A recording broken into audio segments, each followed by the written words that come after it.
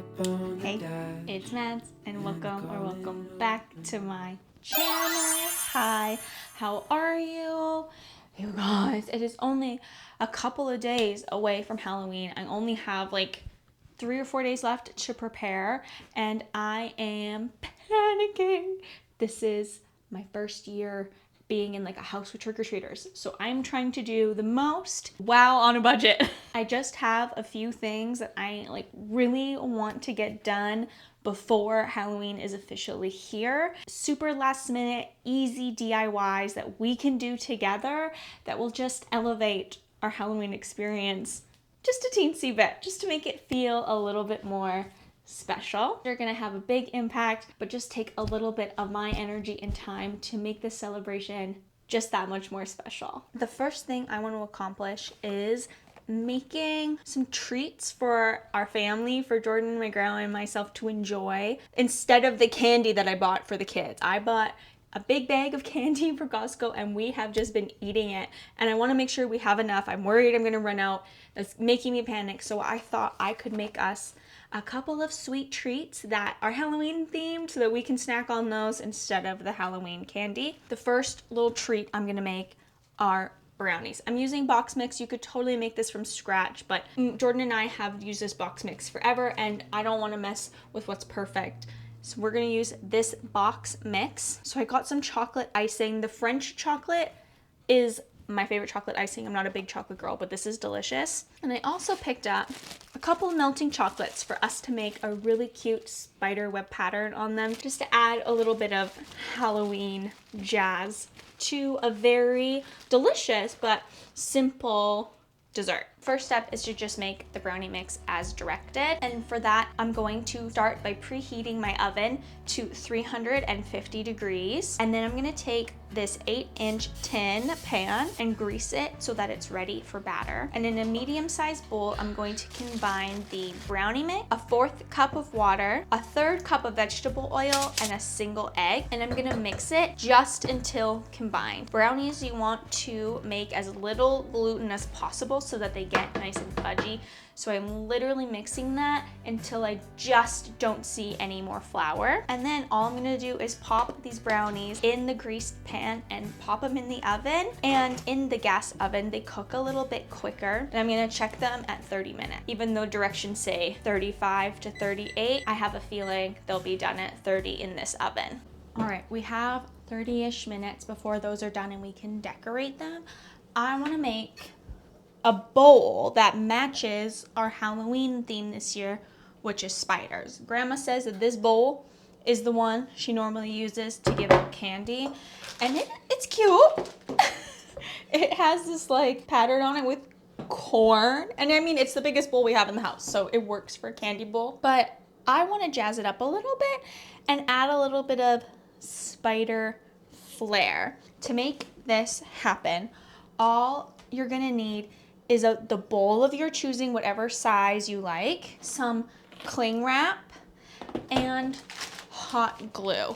And you could stop there, but I have black spray paint hanging around, so I'm gonna spray paint it black in the end because I'm extra and I have it, so I might as well use it. But you could just leave it, or you could paint this with acrylic in the end. So don't worry if you don't have the paint, but all you really need is the hot glue, the bowl, and your cling wrap.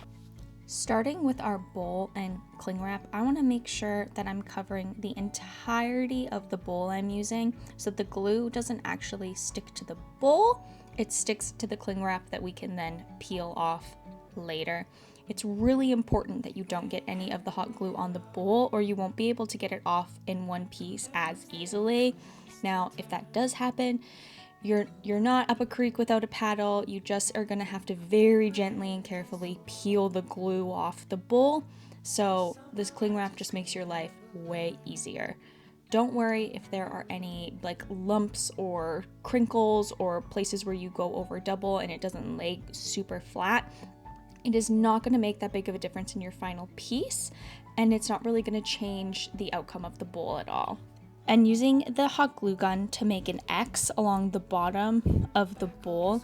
And once I've established that initial X, I'm going to turn my bowl 90 degrees and make another X, splitting the difference, just like you would a pizza. At this point, the base of the bowl is done and I can start adding the curved webs in between my two X's. I found that the slower I went, the better they turned out and the more control I had. So go slower than you think you want to. And don't worry about any mistakes. We are making something that is organic, so it doesn't need to be perfect or symmetrical. I've got the bottom of the bowl completely done now, so I'm going to start working down the sides using the existing web that I made at the top as a guide. And from this point on, I'm just going to be going over what I already did to make the lines thicker and wider. I ended up doing 3 total passes on all of my glue lines. Just a note, my bowl here is flat on the bottom for like quite a while, so I'm gonna make the pattern on the bottom and then on the sides separately. But if your bowl is more rounded and it's easier for you, just start working side to side. You don't have to do the bottom and then the side walls of the bowl. You can do it all in one fell swoop. It was just really difficult for me to see the other opposite side edge of my bowl, so I had to like do it in 2 phases almost. But if your bowl is more round, you can totally work from side to side, or even if it's smaller, it might make it easier to work side to side. The brownies just came out of the oven and I just finished the web and it's looking really good. I did go back and like double and triple up some places just to make sure, give it a little extra security. And I did like double back on a lot of the lines and in the pockets just with the hot glue, and I just took a little extra time to make sure it was really perfect. I'm going to take this outside so we can spray paint it.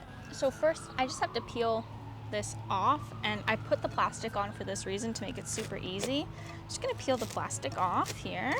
I don't know what they're doing over there, but it's really loud, I'm sorry. I think they're mowing, I don't know. A webbed bowl. You can see, you could totally leave it like this, but I'm going to spray paint it to make it black.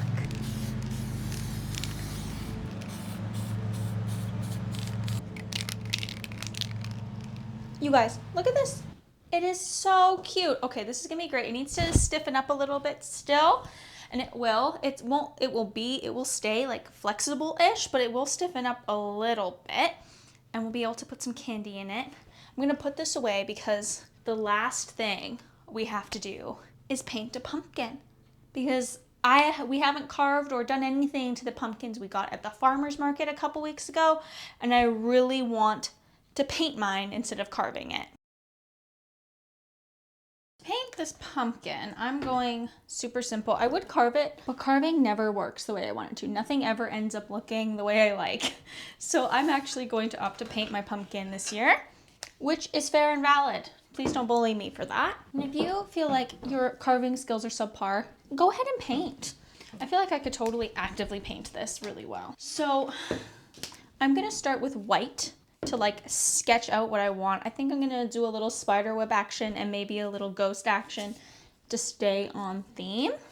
And I'm just gonna start with white and work from lightest to darkest colors and just get a section of the pumpkin that I like, you know? This side's a little wobbly wobbly.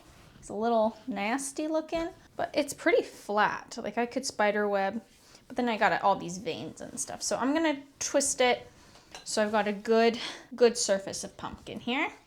And using my tried and true paint palette, we're just gonna start mapping this all out with our white. Because this should be fun and relaxing. This shouldn't be, whenever I carve pumpkins, that's just like, it's a lot of work to carve. So I think painting is the way to go. I'm gonna make my spiderweb kind of come down this way here, I think.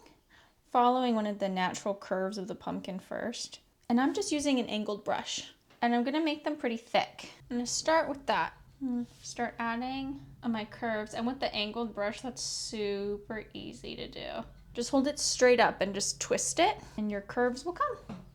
And you are painting on an irregular surface, so don't expect perfection of yourself. This is a great time to practice that. It doesn't need to be perfect sort of vibes. Just keep going. And if you like something, keep doing it. If you don't, futz with it a bit, but don't let perfection be the enemy of good here. Okay, and while I have the white out, I'm gonna map out my ghosty friend over here. It's a little bit of black on that same brush, and I'm just gonna mix it with the leftover white, and it's gonna make like a, not super black, but dark gray color. And then just go over all these little lines. Now for the black.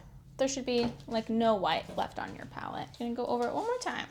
It's gonna give it a little bit of dimension. Now I've got a ghost and a spider web to match our ghost and spider web themed front porch. Oh, I love him. He turned out so cute. I think it's time to decorate our brownies. My brownies are cooled, so the first thing I'm gonna do is pop my icing in the microwave in 30-second increments just to get it a little oozier and like I can veil the tops of the brownies because they're very cracky and like an uneven surface.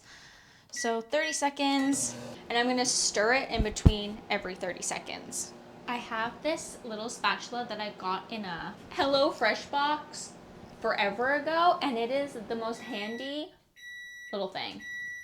It's really hot in here, but it is now super thin, so we can put this on top of the brownies and it will coat them nice and thinly, and there won't be like big glops. Be a nice thin edge of frosting. All right, I have a couple of minutes here, and I actually think I'm gonna grab a spoon. A spoon might actually work better in this case. This tool is really great for stirring and for spreading, but for this application, a spoon might actually be better because I kind of want to scoop it. Yeah, it's super thin. And I'm just gonna kind of put a blob of icing on each brownie and spread it out. And when I cut up the brownies, I kind of separated them and then left them on the rack so that the icing and the chocolate would go like between them, kind of drip down the sides. I like that look. And the icing will hide a lot of the not nice looking bits and make it look really pretty. You don't want to do too much because this icing is thin, so it will go everywhere and it will kind of thin out and it will self-level itself and fill in some of those cracks. All right, the frosting is on. It's time to start with our double boiler. All I have here is a pot with water in the bottom, about an inch thick, and then a heat-proof bowl on top so it's not touching the water. And I'm adding these white chocolate wafer chips. I got these at my local like baking shop. You can find these at any sort of like bulk supply, food supply, baking store, or some grocery stores even have them. They're just melting wafers. I'm gonna pop them in here. No clear saphets, but I can melt some chocolate. And see how the steam is like coming up from in there? That's what's gonna heat this bowl and gently melt the wafers. And you wanna pay pretty close attention to this because you don't want it to burn. And they're gonna melt pretty quickly. See, they're already pretty liquid. And if you need to take it off the heat to mix, you can do that. Just be careful of the steam. I need mine to be pretty warm and liquidy because we're gonna use it to decorate the top of the brownies. So this is melting, and I just have a plastic bag. And I'm gonna put that warm chocolate in the bag and try to put it in one of these corners. It's what I'm gonna use as a piping bag because I don't have one of those. I am gonna turn the flame off because the water is still hot in there. Grab a cup and pop the bag in the cup like this. Kind of where I want the chocolate to go, like that, and use this to fill it so I'm not going to touch the hot chocolate. I'm just going to get all that chocolate off. And now I've got this little guy of warm chocolate. I'm going to get as much air as I can out of the bag and then zip it up at the top just to avoid any explosions, just like you would a piping bag. It's really warm still, so be careful. And I am just going to cut the tiniest little hole in the bottom here. The tiniest little hole I can. I can get some out of there. And I'm just gonna go. I'm gonna kind of start at one side and squeeze as I go. Ooh, oh, this might be too thin. I'm kind of make an X. And then I'm gonna go down one side here. It's a little wonky wavy, but I think it will work. I don't know how to get it to be less like that, but this is what it is, so I'm just gonna go through and make that same spider web pattern. I wonder why it does that. If you know down below why it gets all squiggly, let a girl know. I'm just going until each one feels like it got enough webbage. This feels a little, oh, now it's nice and smooth. Maybe my chocolate was too hot there for a sec. Oh, that's totally what it was. It was too hot. You know what? You win some, you lose some. But I still think this is very cute.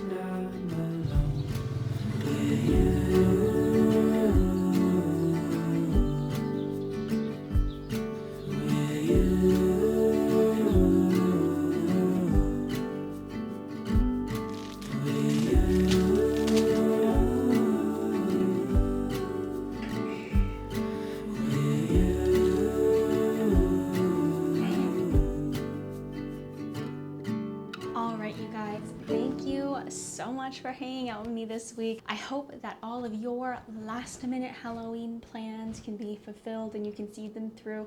And if you haven't made plans yet or you're not doing anything special, I ask you to please do something nice for yourself, whether it is just jazzing up something you already do to celebrate a little bit, or just like something special and simple like a bowl or painting a pumpkin. I find that celebrating a little bit along the way really does brighten up my life. So I hope you guys can enjoy your joy as well. I will see you guys next Sunday here, and don't forget about my vlog channel and my other socials, my TikTok and Instagram. I'm there all the time, and I will see you guys over there. I will see y'all later. Bye.